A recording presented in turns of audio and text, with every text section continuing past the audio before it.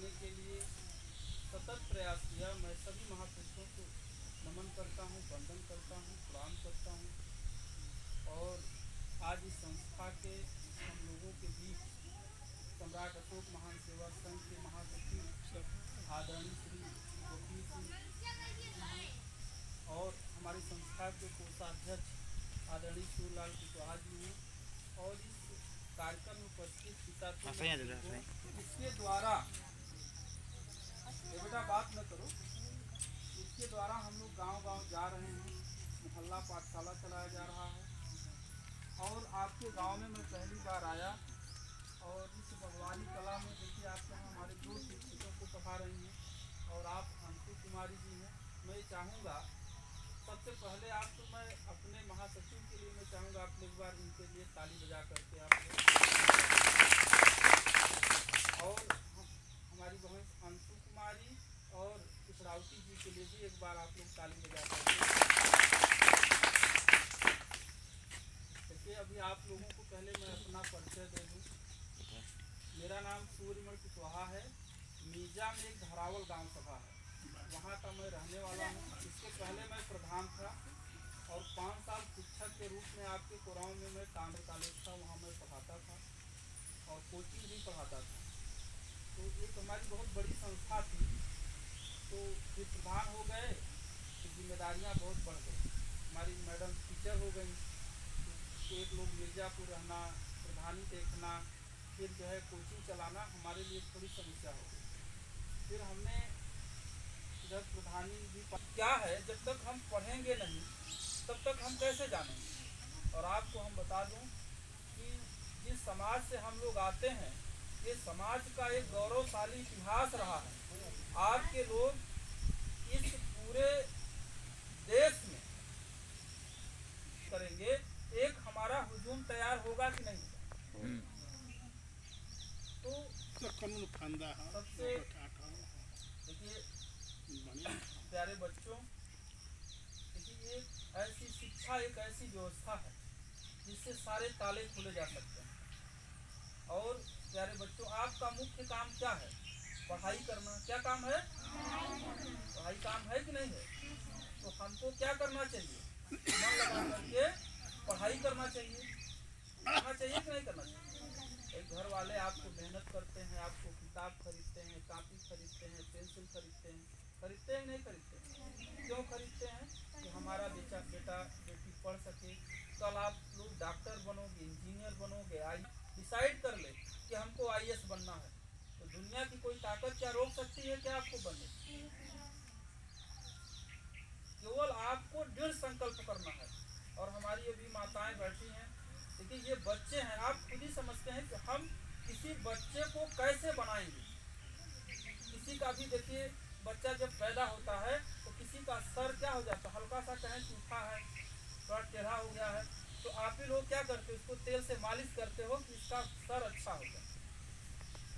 वहाँ तक तो आपने चिंता किया, लेकिन जब हमारा बेटा बड़ा हो रहा है, इसके ऊपर समाज की जिम्मेदारी है, परिवार की जिम्मेदारी है, तो जब तक हम ईमानदारी से निर्वहन करते हैं, जो आप सोचिए माता सावित्रीबाई फूले, ज्योतिबा फूले, माता सावित्रीबाई फूले इस पूरे विश्व सबसे प्रथम महिला शिक्षिका रही। सोचिए उस समय, आज से 50 साल वर्ष 200 वर्ष पहले बच्चों को पढ़ाना कितना कठिन काम था। और महिलाएं पहले पढ़ती नहीं थी। उस समय वो जो है वो स्वयं पहली बात तो पढ़ी लिखी नहीं थी। उन्होंने क्या किया कि अपने पति से कह करके स्वयं शिक्षा ग्रहण किया और शिक्षा ग्रहण करके अपने पति से कही कि आप हमको पढ़ाइए। जब वो पढ़ी, कुछ जानकार हुई, मतलब उनको अनुभव हुआ, ज्ञान हुआ, तब वो गांव-गांव गई, महिलाओं को इकट्ठा की।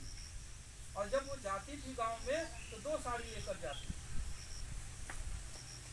जब वो किसी ऐसे बड़े लोगों के घर के आसपास से गुजरती थी तो लोग उन पर गोबर फेंका करते थे, कीचड़ फेंकते थे। लोग हंसते थे कि बताइए ये महिलाओं को पढ़ने की बात कर रही है।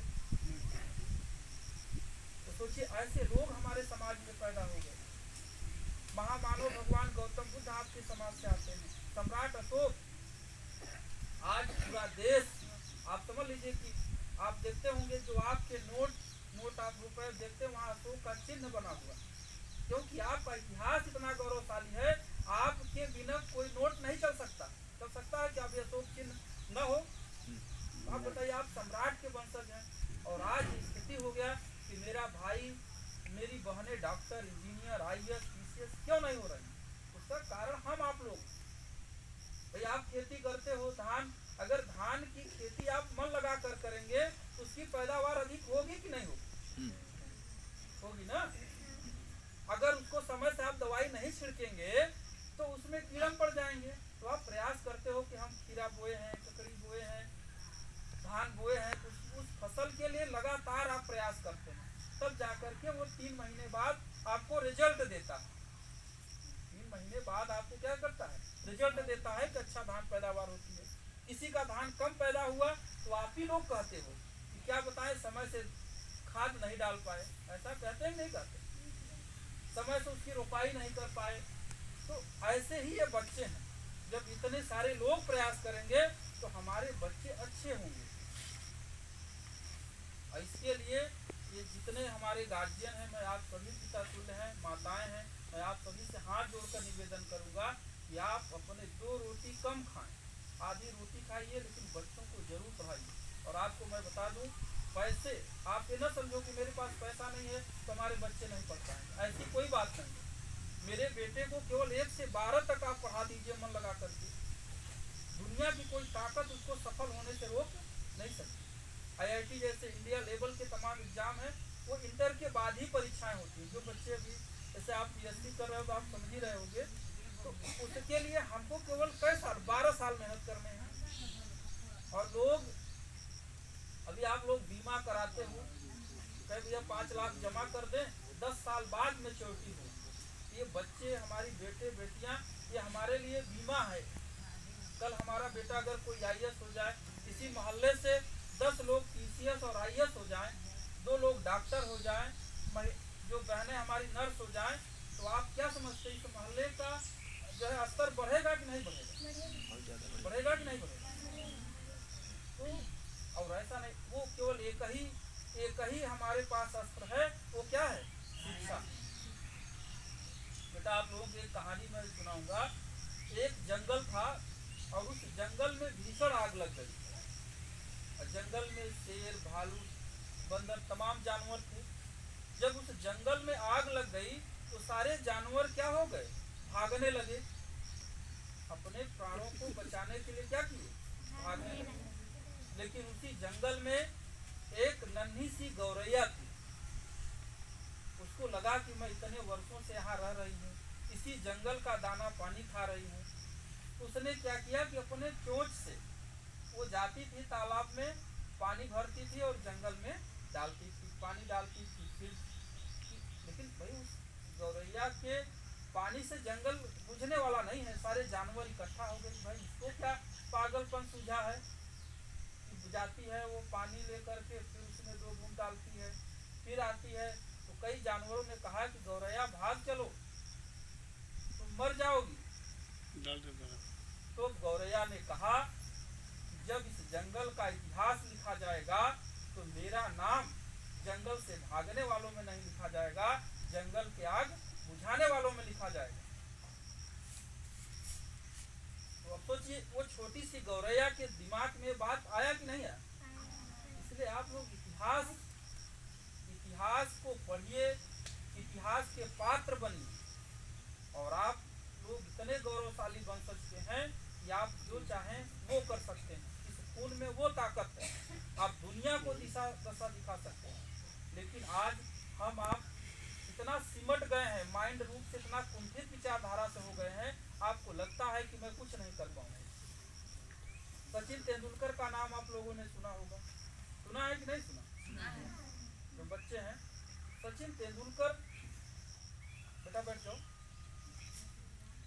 आप भी सचिन तेंदुलकर बन सकते हैं। बन सकते नहीं बन सकते? आप भी डॉक्टर बन सकते हैं, आप इंजीनियर बन सकते हैं, आप IAS बन सकते हैं। तो एक बार सचिन तेंदुलकर जा रहे थे, पत्रकारों ने पूछा कि आप बताइए, आप इतने बड़े, कैसे आपको पता हो गया कि आप इतने बड़े खिलाड़ी हो सकते हैं? तो सचिन तेंदुलकर ने कहा कि मैं जिस शहर में रहता था, मैं डेली 3 बजे भोर में उठ जाता था। और जब 3 बजे मैं भोर में उठता था तो देखता था कि पूरा शहर सो बहुत अच्छे, लेकिन का बच्चा कितना संस्कारित है और पढ़ रहा है, इसका मतलब ये परिवार बहुत अच्छा है। और कोई आपके घर आ जाए और आप नमस्ते न करें, प्रणाम न करें, तो समझ जाएगा कि इसके परिवार के लोग, इसके माँ बाप अच्छे नहीं हैं। भले माँ बाप आपसे कहें बेटा प्रणाम करो, लेकिन लोग कहेंगे कि नहीं कहेंगे, और आप लगे खेलने, तो समझ जाएंगे कि बच्चों में पढ़ने की रुचि नहीं है। आज से आप सभी लोग कम से कम 4 से 5 घंटा पढ़ाई किया करें। कितने घंटे पढ़ेंगे ना सब लोग? तो मैम डेली पढ़ाती है ना आप लोगों को? कितने लोग आते हैं हाथ उठाइए। अच्छा, जो नहीं आता है वो भी आए। ठीक है, हाथ तो हम ग्रुप हो जाएंगे। ये कोरोना